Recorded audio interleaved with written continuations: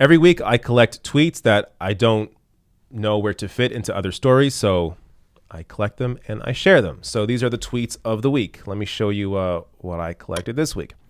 So you got Li Feng here saying, here's how much Biden is reliant on big money. Biden's direct campaign, limited by campaign donor limits, just booked only $90,000 of ads in the New Hampshire media market. Biden's super PAC, unlimited donors funded by billionaires run by lobbyists, just booked almost $500,000 in New Hampshire ads today.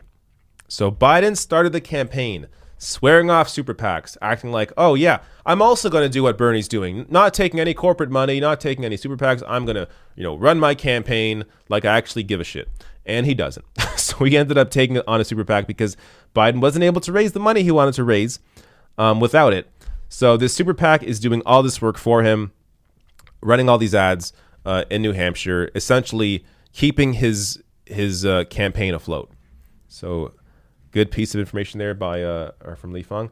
Let's get to so this guy, I gotta say, if I know how to say your name properly, Ibrahim, fantastic follow him. I mean, always posting important clips, newsworthy clips. This was a great moment this week on MSNBC where Anand completely destroys Jonathan Chait. So Jonathan Chait is the guy that's saying, oh, Bernie can't be the nominee because he will lose to Trump. Jonathan Chait is the guy that's been wrong about every major event in the past 20 years. So watch this interaction here. Doing so well in this moment? It's a very good question. 19 years ago, little known fact, I, as an intern, fact-checked some of Jonathan Chait's pieces of the New Republic.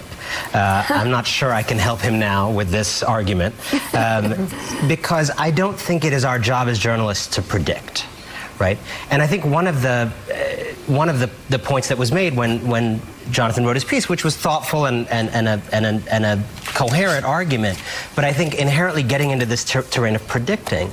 And John predicted the Iraq War would go well. John predicted that Trump would lose decisively to Hillary Clinton and suggested that the Democrats cheer his nomination by the Republican Party. I think we should be humble when we have those kinds of records. I don't predict for a living. I report. I'm a reporter. Yeah. If you are wrong about every major event over the past 20 years, maybe stop making predictions. Maybe stop making a fool out of yourself. So Anand Giridharadas with a great moment here, just completely annihilating Jonathan Chait, and he's going to be wrong again. So just you wait. This tweet here. So this was sent out by Johnny Boy CA, or maybe Johnny Boysa. I don't know. Says must watch. So this is Don Lemon. To be honest with you, I kind of forget this interaction, but I do remember enjoying it, so let's watch it.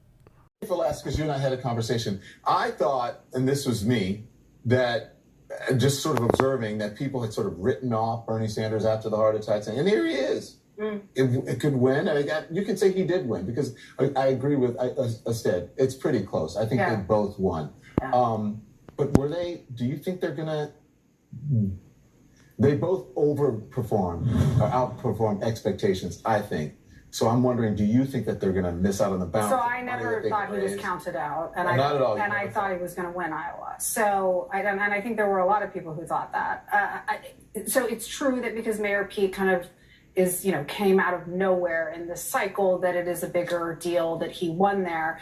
But somehow Bernie Sanders does always seem to get robbed of everything. So I just want to say, we need to be careful about acting like it's not a big deal that he did as well as he did in Iowa, and that he may actually end up winning and very well is going to win New Hampshire. And, that was the point of my question. Yeah. Because people had counted him out, and I think it's just a real comeback. Yeah, I don't know why anybody would have counted him out, honestly. Yeah. He's got such a base of support. He had a great organization in Iowa. And so, I think it was a mistake for anybody to do that. Yeah.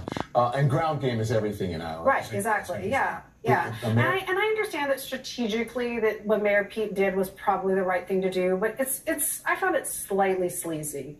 I mean, because he didn't win and he didn't know that he won, and he went out and said something. In the end, he actually may not win. Yeah. And so I don't actually think that I don't know. It doesn't endear. It bothers you. You think it bothered you, the speech? Yeah, because you don't know that. I mean, and in the end, it might not even be true. Let's move forward. So that was awesome. Does her name come up? Because I don't know who this is. Oh, Kirsten Powers. I think I've seen her on Twitter. So that's who that is. Kirsten Powers. Yeah, that was great. I like her comments saying, I don't know why you would count him out. I don't think anyone should count him out. So there you go. Kirsten Powers rejecting the CNN narrative that they've had over the past, 4 months. All right. Now, the last tweet of the week. This was posted by One Man Lefty Army. What's going on here, Joyanne Reed? So back in 2016, Joy Reid tweets, this is after Hillary wins Iowa, and Hillary is neither a caucus thief nor an accidental victor. Winning Iowa, even narrowly, was a legit boost to her campaign. Now, today, am I wrong to think that 6,000 votes is not exactly a revolutionary margin? Either way, so not exactly a revolutionary margin either way. So neither of the top two finishers in Iowa got much out of it, regardless of the outcome. And it wasn't Team Sanders. Wasn't it Team Sanders that's insisted on keeping caucuses after 2016 because he did better in them? Absurd. So here you have Hillary winning she won that race by 0.2%. Huge victory. I mean, clearly a legit boost to her campaign. Here you have Sanders with 6,000 more votes, which is big in Iowa, by the way. 6,000 more votes, which is more than 0.2%. 6,000 votes over Buttigieg in Iowa. Not a big deal. I mean, who cares? I mean, this means nothing. Let's move on. I mean, the hypocrisy of these people knows no bounds. All right. And those are the tweets of the week.